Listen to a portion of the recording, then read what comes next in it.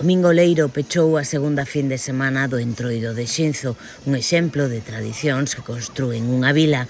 Centos de persoas encheron a Praza Maior, cautivadas polo hipnótico xogo das olas de barro sobrevoando o ceo limiao.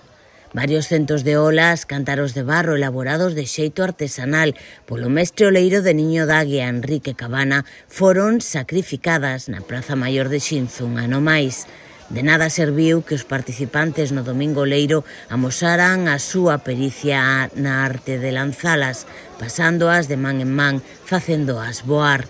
Por máis maña destreza que exhibiron tanto lanzadores como receptores, ao final todas as olas de barro acabaron escachando contra o chan, feitas anacos e cubrindo todo de arxila.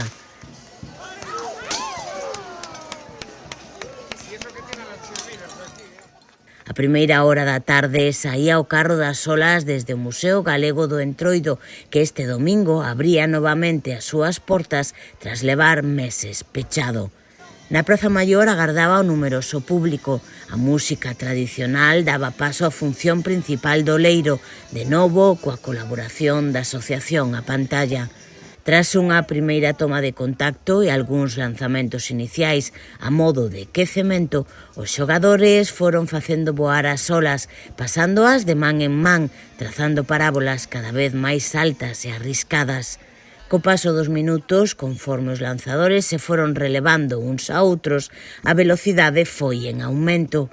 Tamén a retranca e as brincadeiras cos espectadores das primeiras filas, agasallados coa fariña e a auga que tiñan algunhas olas. Os lanzamentos de varias olas á vez que se cruzaban no aire, separadas por milímetros, arrancaban os aplausos dos presentes, inclusive cando escachaban unha contra outra. Xinzo encara esta semana a terceira parada do seu Entroido, o máis longo do mundo, co regreso da súa raíña, a Pantalla.